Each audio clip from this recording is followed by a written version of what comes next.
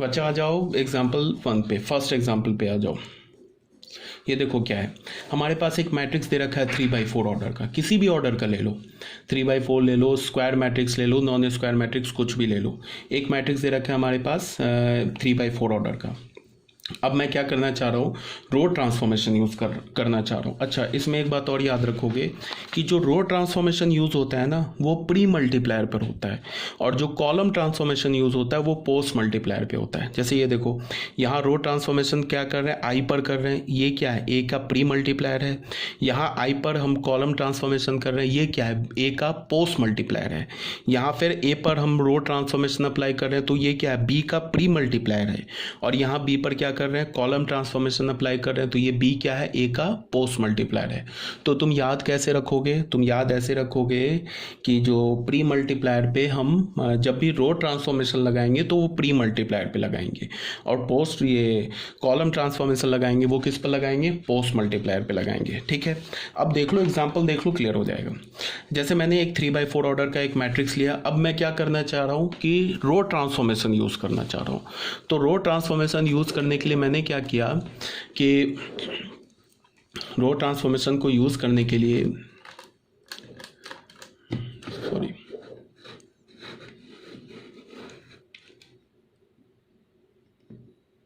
रो transformation को use करने के लिए मैंने क्या किया, मुझे पता है कि ये जो आइडेंटिटी मैट्रिक्स है ना वो ए के का क्या होना चाहिए, प्री मल्टीप्लायर होना चाहिए। आइडेंटिटी मैट्रिक्स क्या होना चाहिए, का प्री मल्टीप्लायर। तो प्री मल्टीप्लायर होने के लिए मैंने इसका ऑर्डर क्या लिया, 3/3, तभी तो I3 इंटू ए करेंगे तो प्रोडक्ट वैलिड होगा। ठीक है, अब मैंने क्या किया कि ये आइडेंटिटी मैट्रिक्स उठाया 3/3 ऑर्डर का, इस पे अपने मर्जी से मैं ट्रांसफॉर्मेशन, रो ट्रांसफॉर्मेशन लेता चला गया। पहला रो ट्रांसफॉर्मेशन क्या लिया, R1 R3 को इंटरचेंज कर दिया, अपनी मर्जी से ले रहा हूँ। R2 को क्या किया मैंने, R2 इंटरसेक्स R2 को चेंज किया -2 R2, फिर R3 को ले लिया R3 - R2। यहाँ 3 रो ट्रांसफॉर्मेशन लिया, तुम चाहो तो 2-4 और ले लो, 5-6 ले लो रो ट्रांसफॉर्मेशन, कोई फर्क नहीं पड़ता है। तो R3 -R2 किया तो हमें ये मैट्रिक्स मिल गया। ऐसे लिखने का मतलब क्या है कि जो पहली बार हमने रो ट्रांसफॉर्मेशन लिया तो ये जो मैट्रिक्स है ना, ये कैसा मैट्रिक्स हो गया हमारा, ये मैट्रिक्स कैसा हो गया हमारा, इक्विवेलेंट मैट्रिक्स। फिर यहाँ हमने लिया, ये इसका इक्विवेलेंट हो गया, इक्विवेलेंट हुआ, लास्ट में जो मैट्रिक्स बचा उसे हमने ई बोल दिया। ठीक है, अब हमने क्या किया, इस आइडेंटिटी मैट्रिक्स पे कौन कौन से रो ट्रांसफॉर्मेशन लिए, 3, एक ये, एक ये, एक ये, 3 रो ट्रांसफॉर्मेशन लिए।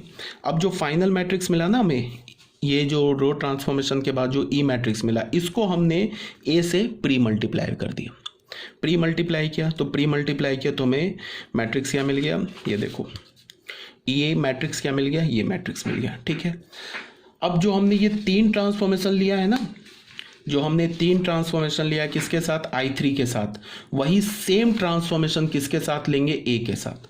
देखो, पहला वो सेम ट्रांसफॉर्मेशन, दूसरा, तीसरा, तो हमें क्या मिलेगा, पी। ठीक है, लास्ट में जो बचा ना मैट्रिक्स बचा, ये सब इक्विवेलेंट मैट्रिक्स होता जाएगा, उसे हमने पी बोला। अब फर्स्ट और सेकंड से देख लो, ये दोनों मैट्रिक्स इक्वल है, ई ए और पी इक्वल है, देख लो, E is equal to P. यहाँ ये मैट्रिक्स देखो, ये मैट्रिक्स देखो।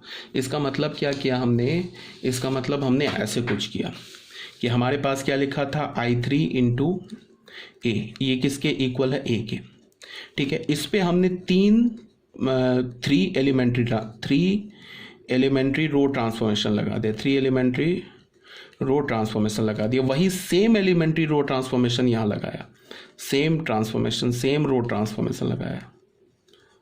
ठीक है, तो इसको मल्टीप्लाई करने के बाद हमें क्या, 3 रो ट्रांसफॉर्मेशन लगाने के बाद ये ई मैट्रिक्स बच गया, इसको हमने किससे मल्टीप्लाई कर दिया, ए से, वो किसके इक्वल हो गया, जब इस पे हम 3 रो ट्रांसफॉर्मेशन लगाए तो वो पी मैट्रिक्स हो गया, तो E is equal to P हो गया।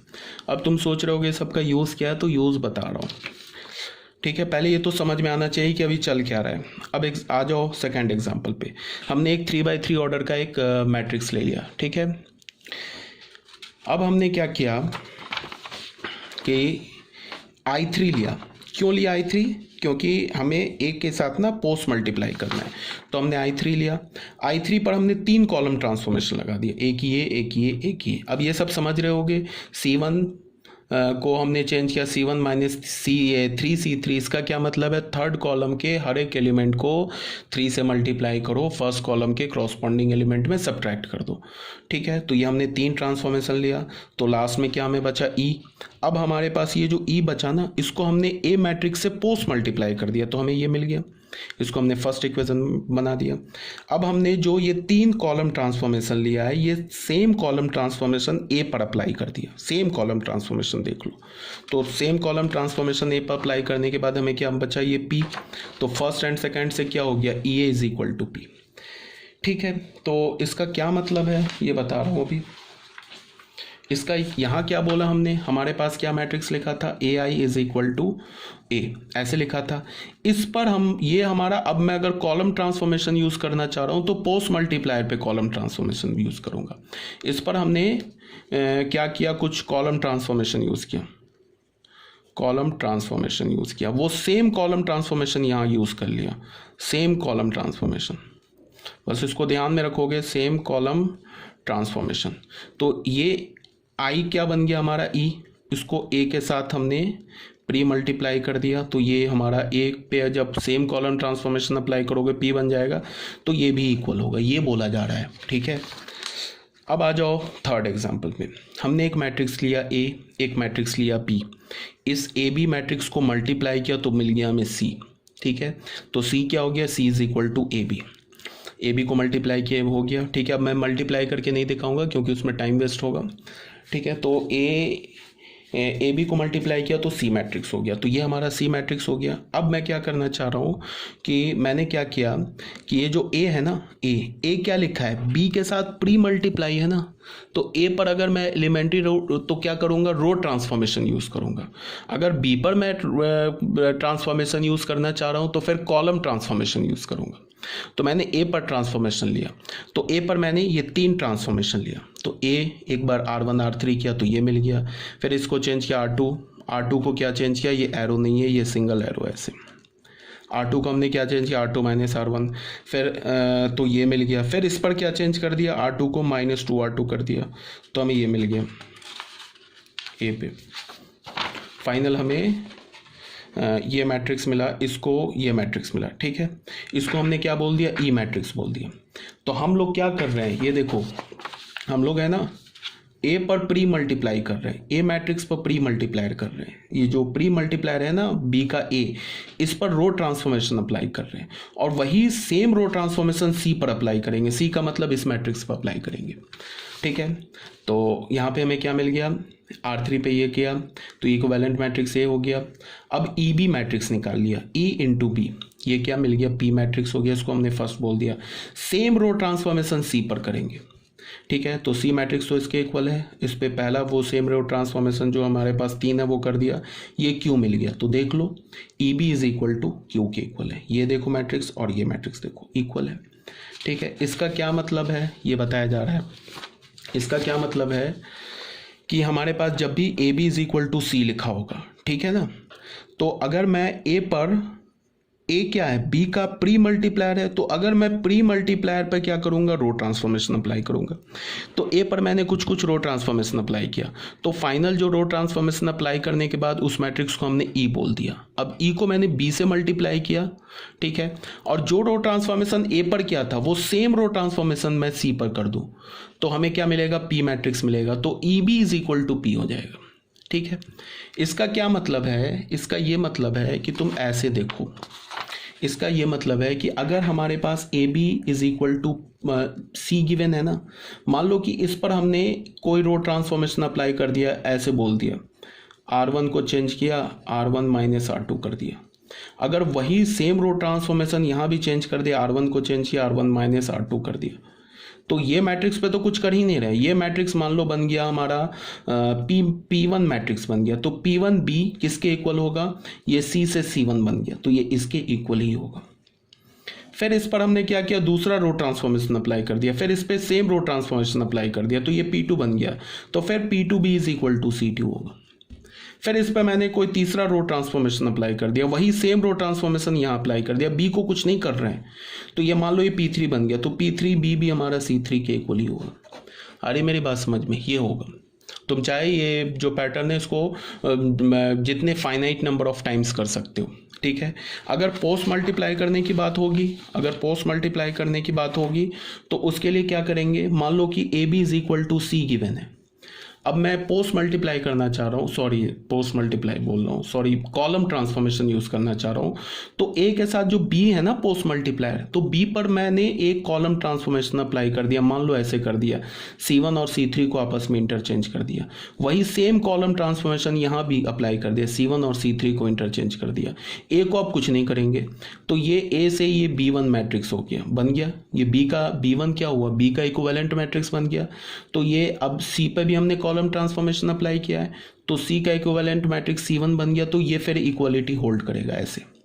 फिर इस पे मैंने कोई दूसरा कॉलम ट्रांसफॉर्मेशन अप्लाई कर दिया, फिर इस पर भी सेम कॉलम ट्रांसफॉर्मेशन अप्लाई कर दिया, तो क्या होगा, ए B2 is equal to C2। फिर इस पे हमने एक कॉलम ट्रांसफॉर्मेशन और अप्लाई कर दिया, सेम कॉलम ट्रांसफॉर्मेशन और अप्लाई कर दिया, तो हो जाएगा ए B3 is equal to C3। ऐसे करके तुम फाइनाइट नंबर ऑफ टाइम्स क्या कर सकते हो, इसको एक्सटेंड कर सकते हो। बात आ रही है समझ में क्या बोल रहा हूँ, ठीक है। अब इसका यूज़ क्या है वो अभी हम आगे देखेंगे। सिमिलरली इसी बात को, ये तो मैंने अभी जो बताया ना एग्जांपल, ये तो रो के लिए बताया। सिमिलरली कॉलम के लिए भी तुम एक बार चेक कर लेना। कैसे चेक करोगे, तुम ए और बी कोई दो मैट्रिक्स ले लो, उसको प्रोडक्ट कर लो, तो सी मैट्रिक्स आ जाएगा। अब तुम बी पर 3 4 जितनी मर्जी है ट्रांसफॉर्मेशन ले लो, वही सेम ट्रांसफॉर्मेशन सी के साथ ले लो। अब बी पर मान लो तुमने 4 कॉलम ट्रांसफॉर्मेशन लिया, अब उसके बाद जो फाइनल मैट्रिक्स बचेगा ना उसको ए से मल्टीप्लाई कर दो, इस पर भी 4 कॉलम ट्रांसफॉर्मेशन ले लो, तो देखोगे कि जो ए इंटू ई होगा वो पी के इक्वल होगा, ठीक है। ये बात आ रही है समझ में। ये कॉलम ट्रांसफॉर्मेशन अप्लाई कर रहा हूँ, तो ये ए ई, ये ए ई किसके इक्वल होगा, पी के। बच्चों अपने PDF में करेक्ट कर लेना, ठीक है। तो इसका कहने का क्या मतलब है वो फिर से एक बार, मुझे लगता है नहीं समझ में आ रहा है, तो फिर से एक बार और लास्ट देखो। मैंने पहले क्या बोला, ध्यान से देखो। ए मैट्रिक्स हमारे पास है एक M/N ऑर्डर का, ठीक है। एक आइडेंटिटी मैट्रिक्स मैंने ले लिया M/M ऑर्डर का, ठीक है। क्यों M/M ऑर्डर लिया, क्योंकि मैं I को A का प्री मल्टीप्लाई करना चाहता हूँ, तो I ये डिफाइंड हो जाएगा, बिकॉज इसका ऑर्डर क्या हमारे पास M/M, A का ऑर्डर क्या हमारे पास M/N, तो ये डिफाइंड हो जाएगी, किसके इक्वल होगा, A के। अब मैंने क्या बोला, I A के इक्वल है, ठीक है।